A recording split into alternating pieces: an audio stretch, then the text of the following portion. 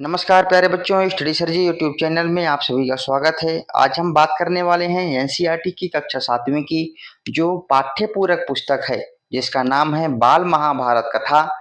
इस पुस्तक का जो तीसरा अध्याय है भीष्म प्रतिज्ञा, इस अध्याय के प्रश्नोत्तरों पर यहाँ पर हम चर्चा करने वाले हैं।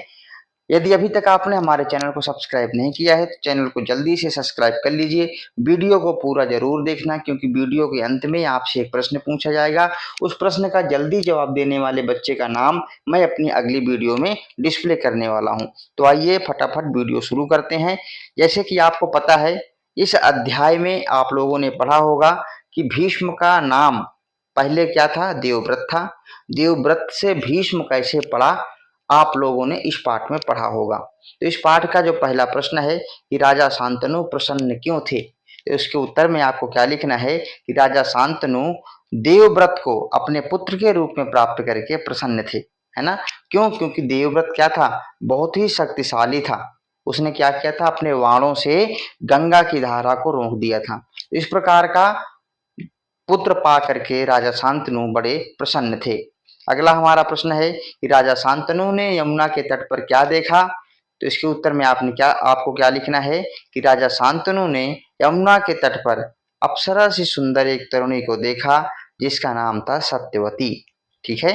अगला हमारा प्रश्न क्या होगा? सत्यवती को देख करके राजा शांतनु के मन में क्या विचार आया, तो इस प्रश्न के उत्तर में आप क्या लिखोगे कि सत्यवती को देख करके राजा शांतनु के मन में उन्हें अपनी पत्नी बनाने की इच्छा हुई। इस प्रकार जो है आप इस प्रश्न का जो है उत्तर लिखोगे। ठीक है। आइए करते हैं अगला प्रश्न। अगला प्रश्न हमारा क्या था कि केवटराज जो कि सत्यवती के पिता थे उनकी क्या शर्त थी।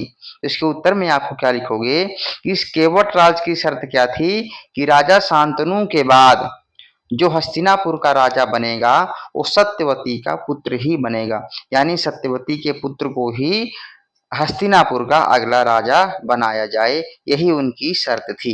अगला प्रश्न क्या था? राजा शांतनु क्यों चिंतित थे, तो राजा शांतनु क्यों चिंतित थे? क्योंकि राजा शांतनु सत्यवती से विवाह करना चाहते थे, लेकिन जो केवटराज थे उन्होंने शर्त रख दिया कि सत्यवती का पुत्र ही राजा बनेगा, क्योंकि केवटराज ने जो शर्त रखी थी वो अनुचित थी। अगला हमारा प्रश्न क्या है? देवव्रत को पिता शांतनु के चिंतित होने का कारण किस प्रकार पता चला, तो इसके उत्तर में आप क्या लिखोगे कि जो देवव्रत थे, जब राजा शांतनु चिंतित हो गए थे तो उन्होंने सारथी से पूछा और इस प्रकार जो है अपने पिता के चिंतित होने का कारण उन्हें पता चला। ठीक है। अगला हमारा प्रश्न क्या है कि देवव्रत का नाम भीष्म क्यों पड़ा। बहुत ही इंपॉर्टेंट प्रश्न है, कई बार परीक्षाओं में आ चुका है। देवव्रत का नाम भीष्म इसलिए पड़ा क्योंकि उन्होंने आजन्म ब्रह्मचारी रहने की कठोर प्रतिज्ञा की थी और इसी प्रतिज्ञा के कारण उनका नाम भीष्म पड़ा था। अगला हमारा प्रश्न है कि सत्यवती और शांतनु के कितने पुत्र हुए, तो आप लोगों ने पाठ में पढ़ा होगा सत्यवती शांतनु के 2 पुत्र थे। बड़े पुत्र का नाम था चित्रांगद और उनसे जो छोटा था उसका नाम था विचित्रवीर्य। अगला प्रश्न क्या है? राजा शांतनु के बाद हस्तिनापुर का सिंहासन किसे मिला, तो ज्येष्ठ पुत्र कौन था? चित्रांगद, इसलिए चित्रांगद को जो है हस्तिनापुर का राजा बनाया गया। हमारा अगला प्रश्न है कि चित्रांगद जब युद्ध में मारे गए तब हस्तिनापुर की गद्दी किसे दी गई, तो इसके उत्तर में लिखोगे उनके छोटे भाई विचित्रवीर्य को जो है चित्रांगद के बाद हस्तिनापुर की गद्दी दी गई। हमारा अगला प्रश्न क्या है? विचित्रवीर्य की कितनी रानियां थीं और उनका नाम क्या था, तो इसके उत्तर में क्या लिखोगे कि विचित्रवीर्य की जो है 2 रानियां थी। ठीक है। विचित्रवीर्य की कितनी रानियां थी? 2 रानियां थी। उनका नाम था अंबिका और अंबालिका। अगला हमारा प्रश्न क्या है कि अंबिका और अंबालिका के पुत्रों का नाम लिखिए। ठीक है।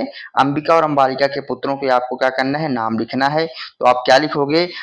अंबिका के पुत्र थे धृतराष्ट्र और अंबालिका के पुत्र थे पांडु। ठीक है। बहुत ही इंपॉर्टेंट प्रश्न है, आज जो है इस प्रश्न को जरूर से करना। तो अगला हमारा प्रश्न है सारथी किसे कहते हैं, और इस प्रश्न का जवाब आपको कमेंट बॉक्स में जाकर के देना है। इसके ऑप्शन यहाँ पर आप देख सकते हैं, रथ चलाने वाला, सार बताने वाला, राजा के साथ रहने वाला। तो आपका जो भी उत्तर है कमेंट बॉक्स में जाके लिखिए। जो भी बच्चा जल्दी इस प्रश्न का उत्तर देगा उसका नाम मैं अपनी अगली वीडियो में डिस्प्ले करने वाला हूं। तो इस प्रकार इस पाठ के सारे प्रश्न उत्तरों को हमने देख लिया है। आशा करता हूं ये वीडियो आप सबके लिए मददगार साबित होगी। यदि अभी तक आपने हमारे चैनल को सब्सक्राइब नहीं किया है, कृपया चैनल को जल्दी से सब्सक्राइब कर लें। वीडियो देखने के लिए आप सबका बहुत बहुत धन्यवाद।